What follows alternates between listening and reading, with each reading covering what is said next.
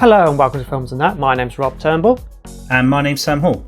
And Sam, what are we looking at this week? This week we're looking at Distant Voices, Still Lives by Terence Davies. Or to give its proper title, It's Grim Up North. Not that grim. Okay, let's get to it.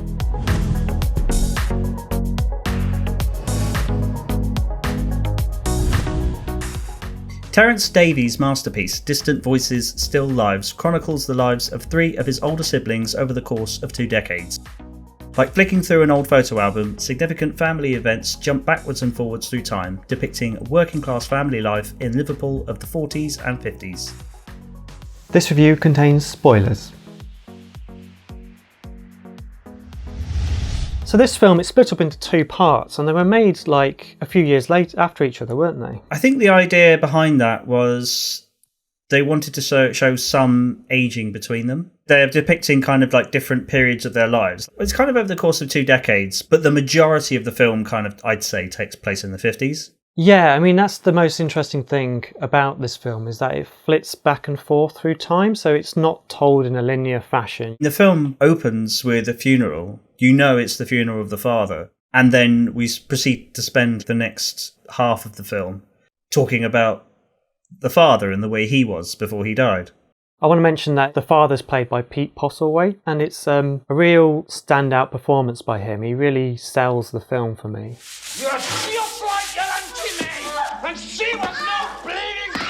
Yeah, apparently Terence Davies' actual father was a really, really abusive monster. I think there might have been like maybe a mental health issue, because he just seems to flick on and off like a light switch, you know, because there are tender moments, and then there's out of nowhere it'll be like Mr. Jekyll and Mr. Hyde, you know. Good night, Dad.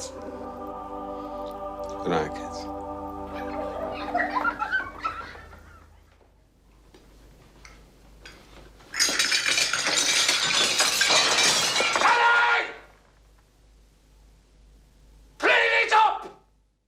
People keep on saying it's not an autobiographical film. Apparently, Terence Davies' family are actually made up of like, I think it's 9 or 10 children, and he was one of the youngest, or the youngest. And this film actually only focuses on the 3 eldest siblings, called Eileen, Maisie and Tony. The film's kind of like how memory works, isn't it? It's kind of like one thing triggers a memory from another thing, and it doesn't necessarily, you don't remember things from start to finish. It's just things connect in your head in a weird way. And he was saying like, he put things in the film the way he remembered them, if that makes sense. It just felt right to him to order them in that order. And their moments, I mean, some of them it's like they're reflections of photos, because they're literally like the family will be standing as if there's a camera in front of them. They'll just be standing next to each other. Smile. And then there's other moments. One that really sticks in the mind for me is the mother of the family, Nellie. She's washing a window in a really unsafe way, basically. Maisie, the daughter, she's looking at her mum's, and you hear her in a monologue. She's saying, Don't fall, Mum. Please don't fall. When you think about things that have happened in your past, you think of it from perspectives and, you know, what you see and what other people see. It's literally laid out as if you're remembering, not as just one sort of chronological story as it actually happened, but as if it unfolds in your head. Yeah, so each of the shots are like their own unique vignettes, aren't they, really? They convey one bit of emotion. One of the earliest shots is the son kind of breaking the window to get in and try and fight his dad. You bastard! Come on, fight! And then the next one is just, he's calmed down, he's trying to have a beer with his dad. So there's this kind of like flip-flop of emotion. Will you have a drink with me, Dad? No. That scene when she's washing that window really stuck in my head. And there are lots of scenes like that in the film where they're really memorable, a lot of the scenes. One of the standout scenes for me is when they're talking about another friend they had, and they go, oh, do you remember when you did that thing? You did. I never. You did! I never. You did, Bart!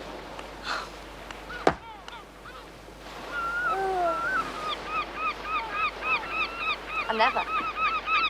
I thought you'd killed her, you know, Mickey. I know, so did I. Like you said, it just seemed like a memory that I've had now because I'm so in there from their perspective. So it's very interesting in that regard. I did want to talk very briefly about the setting. So the most famous thing, I guess, about Liverpool is that that's where the Beatles are from. That actually happened after the events of this film. It's a dock. It's famous for having quite a large, like, working class population. I think it's got the highest Catholic population in the country as well. It's always winning like the cultural capital of the UK. Yeah, especially with music, which is kind of like, I think, central to the premise of the film in many ways. Yeah, Christ, there's a lot of singing in this film. Yes. That's it. I think that's the most difficult sell, would you say? It got to the point where I just thought the film was taking the piss at one point.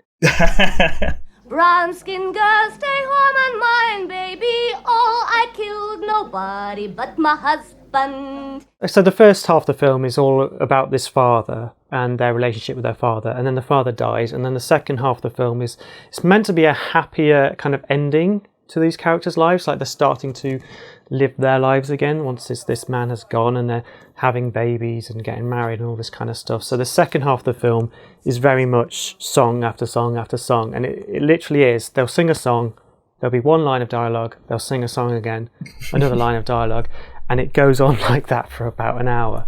And I was just like, oh my god, is this film serious? Because I was so done with the singing after about an hour. And we fish all day, we fish all night. He's stone cold dead in the market. He's stone cold dead in the market. Terence Davies talks about it. He says that's just what people did. People would go to the pub and sing.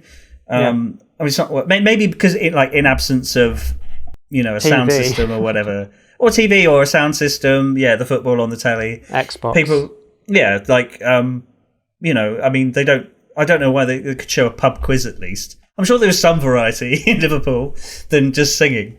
But maybe that is really ingrained in Liverpool. I don't know. Maybe music is just everything in Liverpool. Yeah, I mean, that's fair enough. I do feel like the singing was a crucial part of Terence's childhood, and that's what he wanted to encapsulate in this film, because it is a way of getting through the tough times for anyone, because you don't need money, you don't need any kind of tech, you just need people and a community. And I think that is really what this film was trying to convey, and what he did quite well, actually. I just felt there could have been more dialogue and less singing, and we would have still got the message. Blackbird. Oh, God blimey. You're not singing again, are you, Mick? Mickey, Eileen's friend, they're all having a conversation about how awful their husbands are.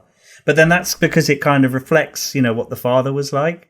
It's a bastard. For 2 pins, I'd go over there and tell him. No, don't say anything, They're all the same. When they're not using the big stick, they're farting. Oh, men horrible. There's like a tension between each of these couples, you know, and there's certain moments where they seem like perfectly happy, like they could be together forever and totally in love. Yeah. Or they might just be having a bit of banter. And there's other moments when you can see the kind of strain between them. Heck, what's going on? Nothing. You know how she flies off the handle for the least thing? I don't. I've got good cause to, you shithouse. It's interesting because I did feel this film was told from a female perspective throughout, even though it was written by Terence Davies about his own life. It did seem to centre on the women and what the women were doing. And there was this systemic problem with abuse from the male side. It must have coloured Terence's view on relationships.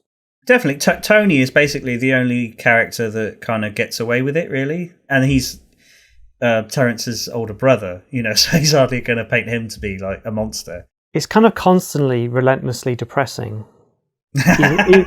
even though you've got these kind of light-hearted moments of music, singing and all that kind of stuff, depression is never far away, really. There's always another scene right around the corner where you just think, oh god, these people are living really tough lives. You're married now! I'm your husband! Your duty's to me, frig everyone else! Come to think of it, now you've brought that up, one of the reasons why this film really resonates with me is because I kind of tried to see it from a personal perspective. And I was kind of doing what Terence was doing with my own family, because I remember going to my grandmother's house, and her house was kind of almost similar to the way this house was. It was a very, very old house. My grandmother, when she was very young, her father was like a drunk or something, and she didn't have shoes until she was 7. So I started to think about things like that, and I know she lived a life of poverty. So it was I think there was like a similar thing. It was obviously, it could have been like a generational thing, where you just had people finding ways to get around how traumatic life can be.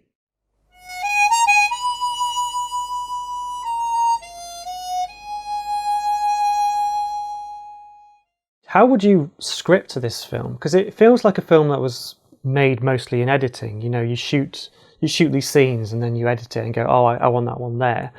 But I did read that Terence did say it was scripted. It turns out it was very, very immaculately planned out, actually. The structure imposed itself. It's like a pebble being dropped in a pond, and all the ripples are part of the memory. They're part of the original pebble being dropped in the pond, and that's where it came from. And I just let it be associative, because all those memories were associative within me. The guy that taught me documentary unit at university, he was actually instructed by Terence Davies. Right. And he said something about what he taught him about editing. He said something about how once you've made your film, once you've actually got it in the can, completely forget everything about what you plan to do in the script. Yeah. He said just write down everything you've got and then piece together a completely new film out of that. I really do think this is a film that is driven by emotion. I saw it as like when you go see a painting or whatever. I don't think although I think it's an intelligent film, I don't think it's necessarily a very intended to be a cerebral experience. I don't think you're meant to come away with it going, well, what was the meaning behind this? Yeah. I really do think you're just meant to react to it.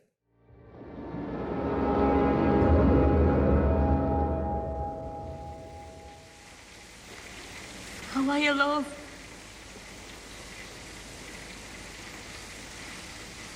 Fell off the bleeding scaffold and me. Do you think you'd recommend this film to audiences who weren't from the UK, for instance? Like, is it that relatable? Yeah, because although they wouldn't necessarily relate to it, as long as they can stomach the singing, I would actually, because I think it depicts a much more realistic vision of working class life than most, or just life in Britain anyway, than most films do. Again, it's dated, obviously, like people don't just sit around the fire listening to the radio. The trouble with, I think I have with a lot of British film is it's mainly centred around posh people. And the vast majority of us, I promise you, are not incredibly rich or living in castles or mansions or whatever. It comes down to how the UK wants to present itself. I mean, a lot of funding goes into period dramas that sell this kind of pompous version of Britain that is quite saleable overseas, I think. People opening doors. Oh, what? Well,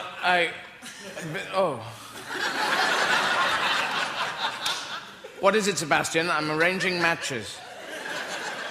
Things like Terence Davies or Ken Loach, they have to get their funding from overseas, like from places like France, because it's not something that Britain really wants to promote or even talk about a lot of the time. Yeah. This is your storyteller, the man in black. Teddy, stop acting soft. Yeah, so what are your final thoughts on the film, Sam? So I do really, really like this film, even though the singing does get very, very tiring.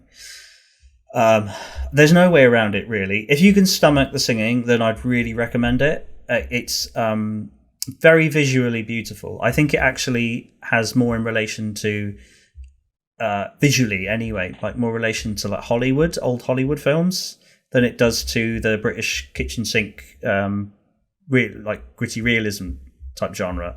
It's kind of like working class life in a rather nice, sort of pleasant looking vignette. It is an art film, though, really.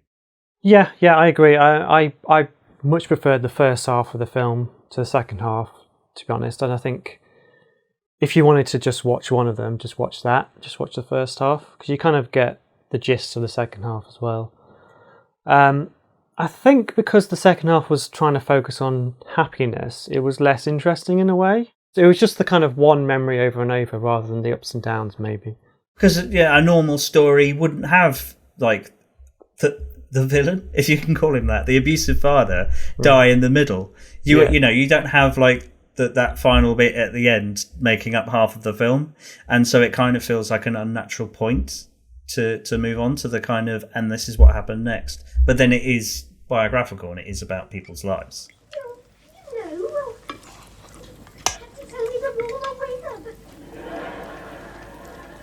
I've switched the light off. I don't know whether I'm doing right or wrong. Hold your precious watch.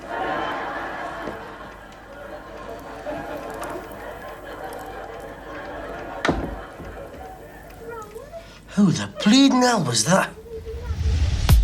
That's it for this time on Films and That. Thanks for watching and subscribing. If you like this video, please consider supporting Films and That on Patreon. Thanks for watching. Goodbye.